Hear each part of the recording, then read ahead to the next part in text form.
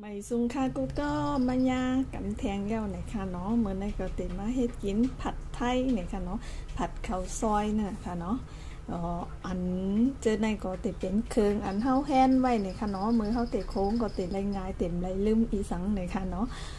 อันนี้ก็ติเป็นผักหมี่แล้งเนี่ยค่ะเนาะเฮาก็ซอยไว้จังไหนค่ะเย้าก็ติมีน้ำหมักแกงเนี่ยค่ะเนาะแจไว้ค่ะเนาะเย้าก็อันนี้ก็ติเป็นโถลิ้นโคเนี่ยค่ะเนาะเย้าก็ตำไว้ค่ะอันนี้ก็ติเป็นเส้นมันเนี่ยค่ะเนาะเส้นมันในก็ติใจเป็นเส้นเหมือนเส้นข้าวซอยไตเท่านั้นเนาะแต่ว่าตั้งในติเป็นเส้นข้าวซอยแห้งค่ะเนาะมันก็ติเป็นเส้นอำเล็กอำใหญ่เนี่ยค่ะเนาะยาวก็ติมีไข่ไก่เนี่ยค่ะเนาะยาวก็หมักพาอันนี้ซ้ำแต่เป็นโถผู้เผือกเนี่ยค่ะเนาะโถผู้เผือกเนี่ยก็ติเป็นโถผู้เผือกแข็งเนี่ยค่ะเนาะอันนี้ซ้ำแต่เป็นโถงอกยาวก็กุ้งเนี่ยค่ะเนาะกุ้งนี่ก็เขาก็ติปอกเปลือกยาวก็แก๊สแปตีหัวแหลมมันเย้าเนี่ยก็ล่างไว้แคมเลยค่ะเนาะเย้าก็แต่มีผักหมี่แล้งเนี่ยค่ะเนาะแต่มันได้แต่มันเขาเตะใส่ใบผักหมี่แล้งในเนี่ยค่ะเนาะเขาตัวเตะใส่ไว้คุยช่ายเนี่ยค่ะเนาะแต่ว่าความใต้ได้ค่ะก็หู้เนี่ยค่ะเนาะว่าเขาห้องไว้เนี่ยค่ะเนาะก็ว่ามันมีเนี่ยค่ะเนาะได้เอาผักไว้ผักหมี่แล้งแต้นเนี่ยค่ะเนาะค่ะกำในของเขาก็ตีมาโคกันค่ะน้ำมันไหมกำในเขาก็ตีโคผักหมี่แหลงอันตั้งนี่ค่ะเนาะ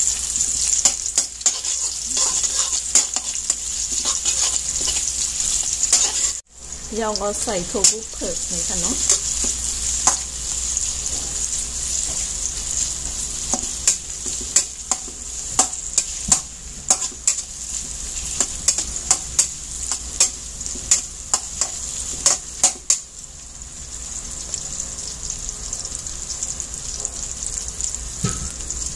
เราก็ใส่กุ้งค่ะ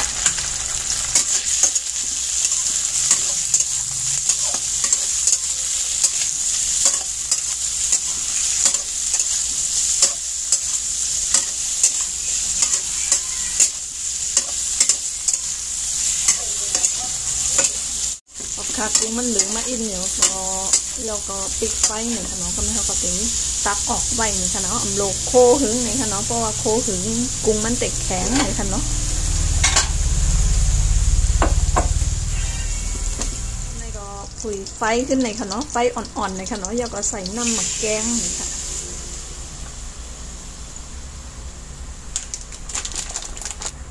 เราก็ในก็เตะเป็นน้ำตาลปิ๊บนี่ค่ะเนาะจ่อ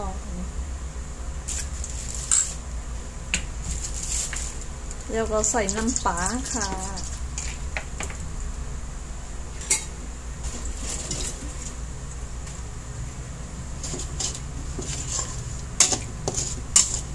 แล้วก็คนให้น้ำตาลมันเจิมเลยค่ะเนาะ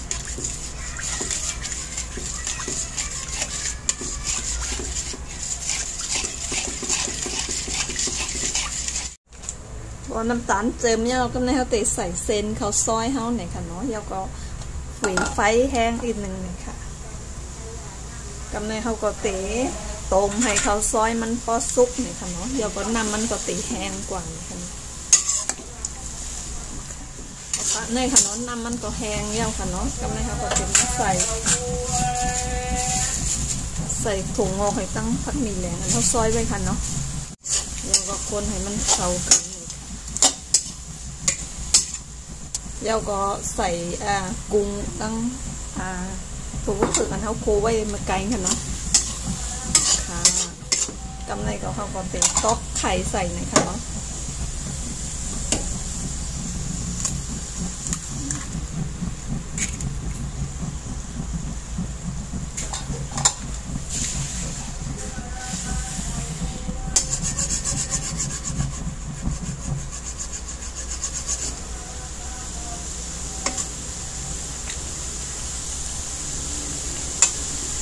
แล้วก็เอาข้าวซอยเข้ามาไข่ข้าวซอยเข้ามาห่มไข่แล้วก็แม่ก็คนค่ะแล้วก็ใส่ถั่วลิ้นค่ะเนาะแล้วก็ใส่มะพริกผงอีกนึงค่ะก็แม่ก็คนให้มันเข้ากันแล้วก็ปิดไฟหลายอย่างเลยค่ะเนาะ